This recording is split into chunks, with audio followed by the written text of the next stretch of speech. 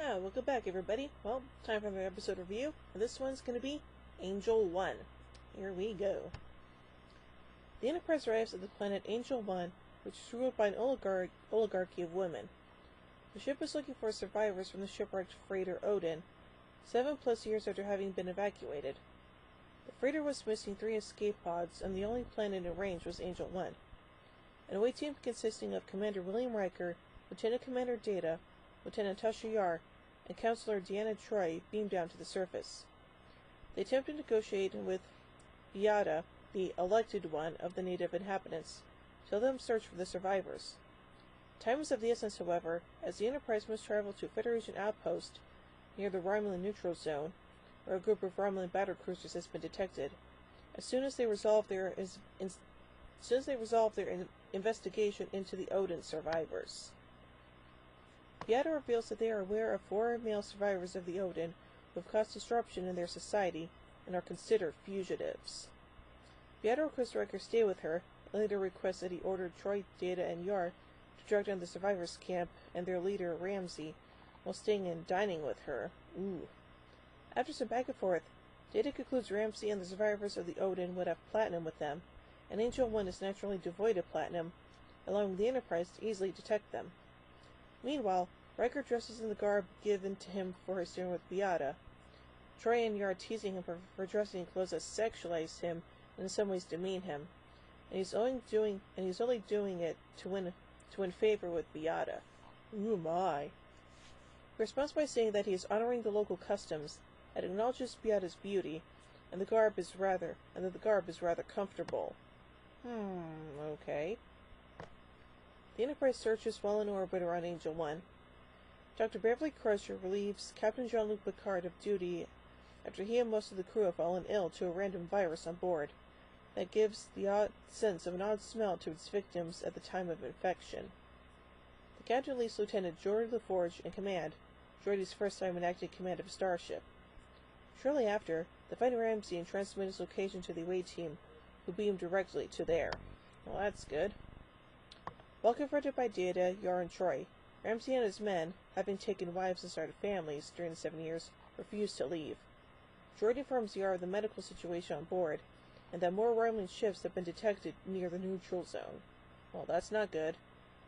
Riker learns from Beata that their society structure has already been collapsing, but Ramsey and his men have served to accelerate its decline.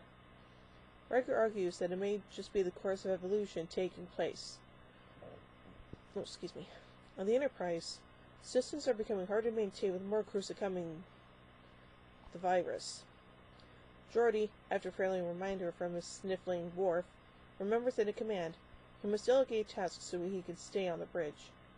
Dr. Crusher finds that the virus is an airborne organism that produces a sweet smell to encourage inhalation, after which becomes viral inside the body. Oh, that's weird.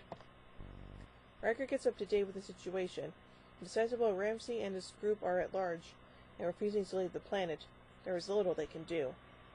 Before leaving, they find that one of Beata's assistants, Ariel, has married Ramsey, and was followed by Beata's guards to their camp, where they arrested the survivors and their families. The away team attempt to explain to Beata the reason for Ramsey's refusal to leave. Beata and her council reject his reasoning, and threaten to execute them the following day. Bum bum bum! After failing to convince Ramsey and his group to leave with them, Riker contacts the Enterprise in hopes of transporting Ramsey and his group without their consent, despite it being a violation of the Prime Directive and almost certainly an end to his career. Dr. Crusher, while treating an incapacitated Geordi in the captain's chair, refuses to allow anyone to beam aboard for fear of being affected, but allows Data, an android, to return. Riker orders Data to take command and get the Enterprise to the neutral zone before it's too late. Yeah, good thinking. The following morning, the away team is invited to witness the execution of Ramsey and his followers. Moments after Riker rejects their invitation, Data makes contact and informs them that there was a 48-minute window in which Dr. Crusher has to find a cure, and Riker must defuse the situation on the planet before the ship must leave for the neutral zone. On the planet, Ramsey and his men are prepared to be executed by disintegration despite Ariel's pleas, while Dr. Crusher discovers a cure for the virus. Yay! Riker is prepared to have the away team and the Odin survivors beamed to the Enterprise, but Beate announces that she will stay the execution and banish Ramsay, his men, their families, and any others that support him to the far side of the planet. She explains that their banishment will not stop the fall of the oligarchy, but will slow it down enough that Beate will not be around to see its end. The away team return to the ship, and Picard, already recovering from the virus but hardly having a voice, orders the ship to the neutral zone at high warp. Yeah, why would get on to dealing with that Romulan problem there, Buckaroo? Anyway, let's look at some production elements here. Producer Herbert Wright explained that the episode was to be a commentary on apartheid in South Africa, with the men on the planet representing black people. The original plot by Patrick Barry would have seen Riker and Data travel to the surface with an otherwise all-female away team, which offended the planet's leader to the extent that Yar stuns him with a phaser as a show of strength in order to prevent his immediate execution. Riker is imprisoned as one of the marooned men, named Lucas Jones, begins an uprising. Jones is killed, but his death inspires his followers to assault the government. In that version, Picard is the only one to fall ill on board the Enterprise. The Reverse Role Society had already been included in Gene Roddenberry's 1974 TV pilot/movie Planet Earth, and Wright described it as, quote, being done 1,000 times already. In her book Sexual Generations, Star Trek The Next Generation, and Gender, Robin Roberts points out that similar plot was used by Walter Besnat in his 1882 anti-feminist dystopia, The Revolt of Man. Angel 1 featured the first TNG mention of the Romulans, who will later appear in the season 1 finale, The Neutral Zone. Really? Okay then.